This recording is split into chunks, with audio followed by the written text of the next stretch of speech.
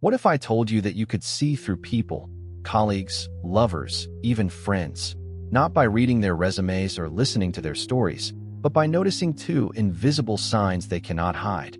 Carl Jung, one of the greatest psychologists of the 20th century, believed that beneath the masks we wear lies a deeper truth. And unlike the roles we carefully craft for others, this truth leaks out in two powerful ways. These are not complicated theories buried in textbooks. They are human signals, visible in everyday conversations, in arguments, and in the quiet moments when someone's guard slips. Jung called them the cracks in the persona, the mask we use to face society. So what are these signs? And why do they matter more than ever in today's world of curated images and polished social media profiles? Before we reveal them, let's step into Jung's world, the persona and the shadow. To understand the two signs, you need to know Jung's two essential concepts, the persona and the shadow. The persona is the mask we wear to function in society. It's how we want to be seen, the professional, the good friend, the loyal partner. Without it, we would not survive social life. But the persona is not the whole truth, it's only a surface.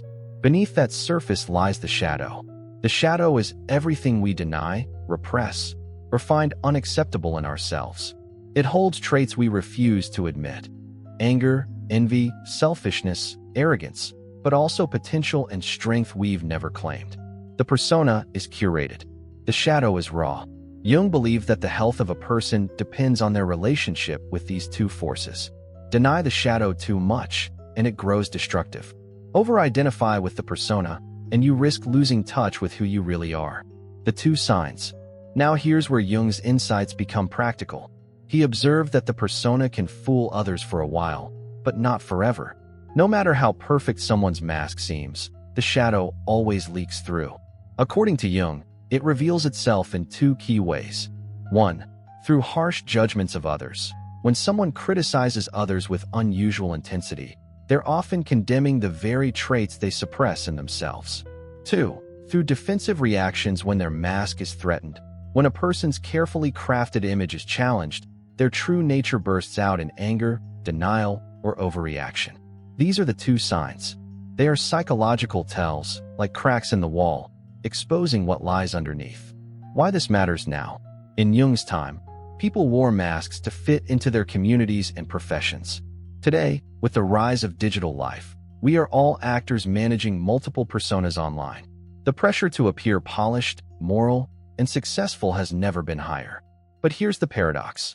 The more someone invests in the mask, the more violently the shadow fights back. That is why, in the age of social media, Jung's two signs have become even more obvious.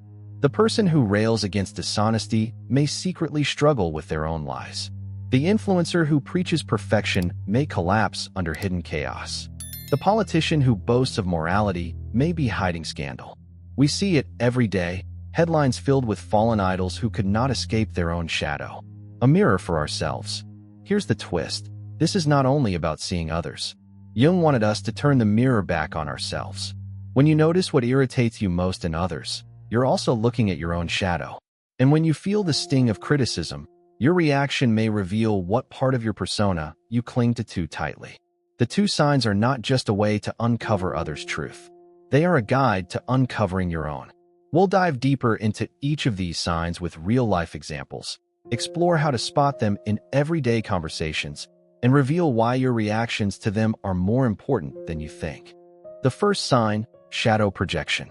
Carl Jung believed that one of the clearest signs of a person's true nature can be found in what they criticize most fiercely in others. To understand this, we need to revisit one of his most influential ideas, the shadow. The shadow is the hidden side of the personality, the traits, desires, or impulses we deny, repress, or simply refuse to acknowledge. These qualities don't disappear just because we push them away.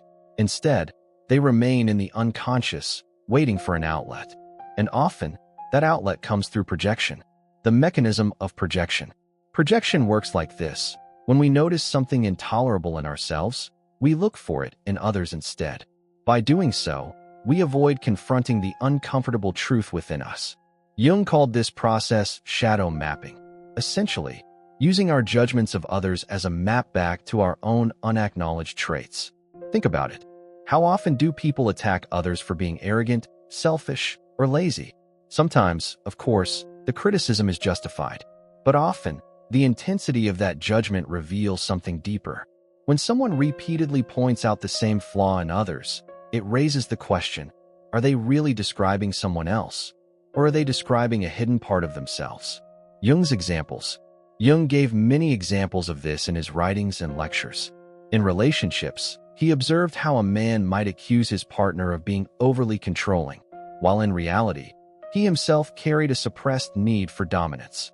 Or in a family, a parent might constantly warn their child against pride or vanity, not realizing that their own unresolved insecurity about self-worth drives the criticism.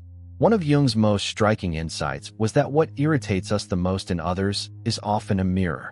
The emotional charge, the anger, disgust, or resentment, is a clue that the shadow is at work. As he put it, everything that irritates us about others can lead us to an understanding of ourselves. A modern case study. Let's take this idea into the present day. Imagine someone who constantly criticizes their coworkers for being lazy. Every small break, every perceived slowdown, becomes fuel for their frustration. On the surface, it seems like a concern for productivity. But when we look closer, we might find a deeper story. Perhaps this person grew up being labeled as lazy by parents or teachers. The word became a wound, something they swore never to be again. Now, instead of confronting their lingering fear of inadequacy, they project it outward, seeing laziness everywhere they look. In psychology today, this connects to confirmation bias, the tendency to notice evidence that supports what we already believe. If someone is haunted by the fear of being lazy, their mind selectively filters the world to confirm that fear, spotting slowness or idleness in others. At the same time, projection allows them to avoid the painful possibility that the real issue lies within, bringing it closer to home. This isn't just about abstract theory or case studies. It's about us.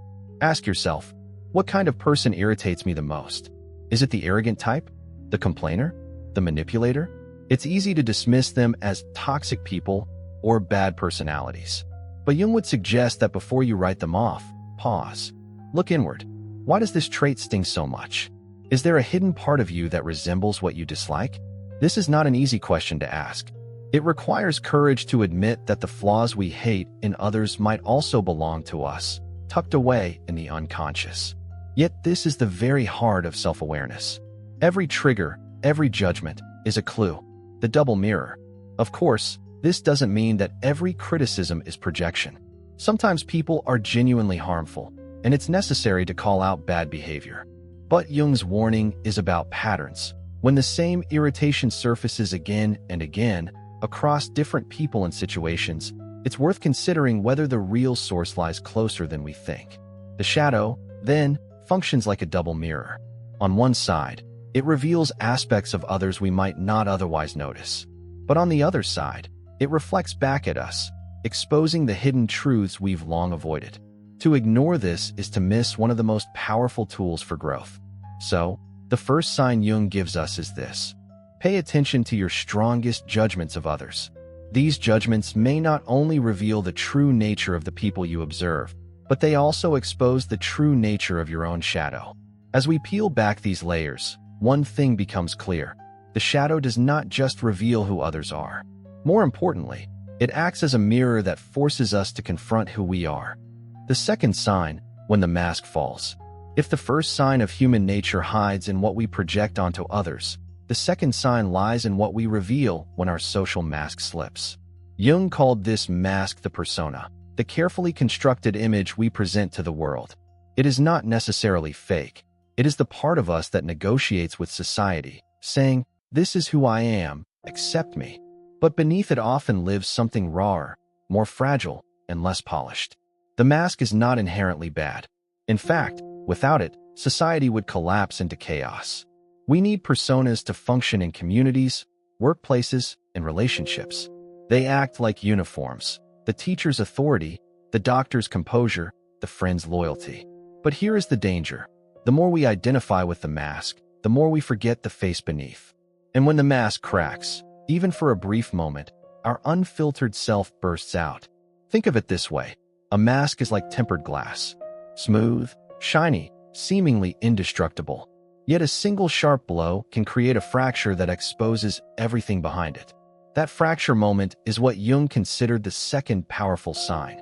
The instant when someone's true self leaks out, unguarded and undeniable. The mask under threat. When does the mask fall? Usually in moments of stress, humiliation, or deep insecurity.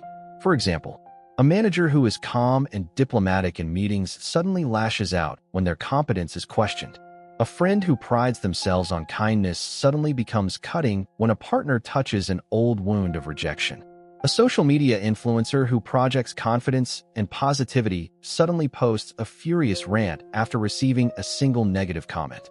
These flashes are not anomalies. They are revelations. They show us the vulnerable core the mask was protecting all along. In the workplace, imagine this scene. An employee, proud of their achievements, is publicly criticized by a boss during a team meeting. Normally, they are composed, articulate, even charming. But under the sting of embarrassment, their tone sharpens.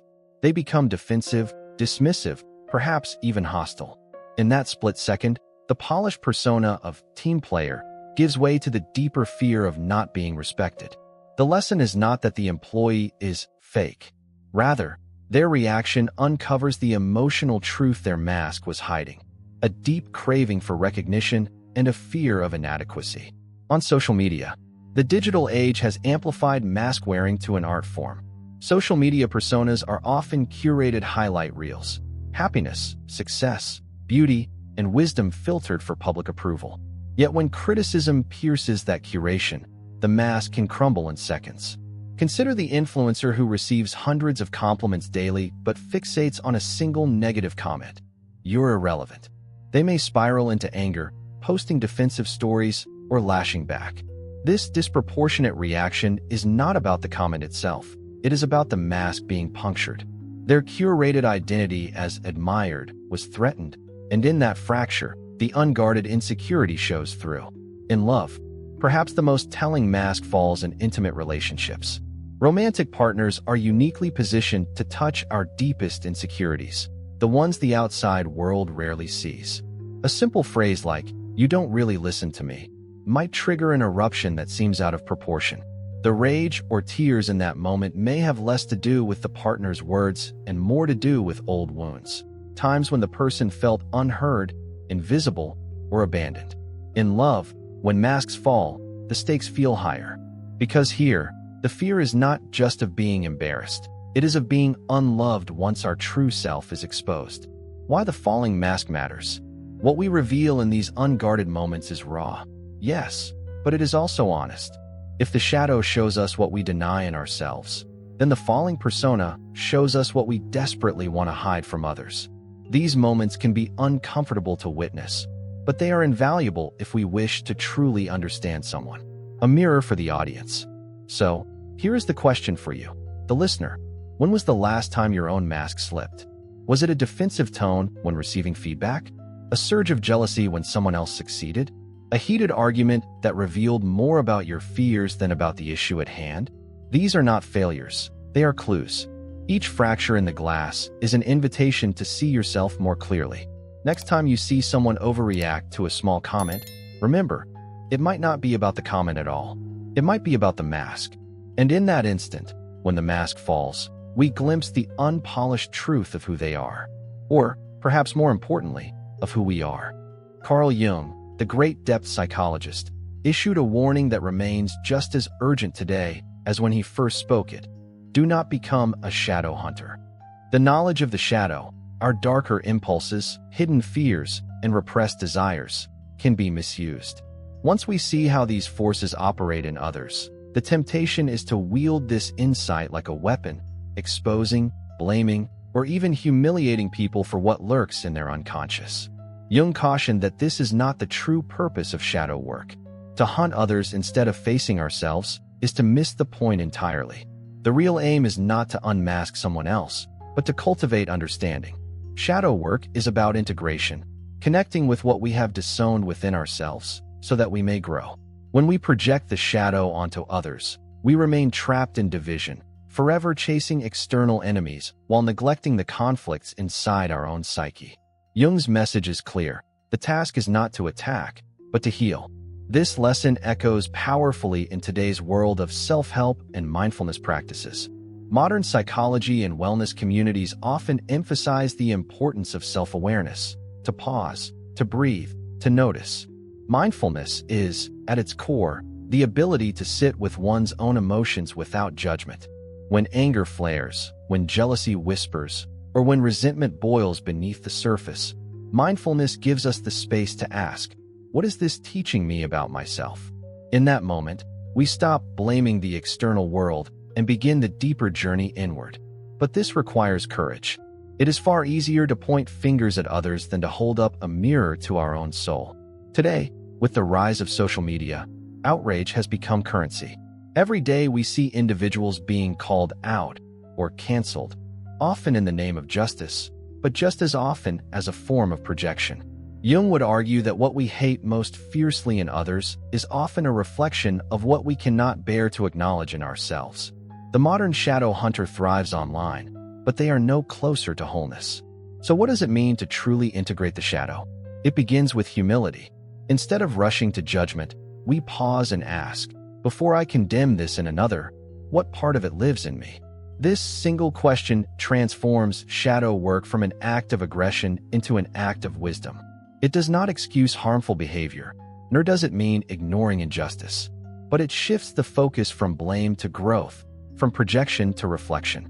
Think of the practices that have gained popularity in recent years: journaling, meditation, therapy, coaching.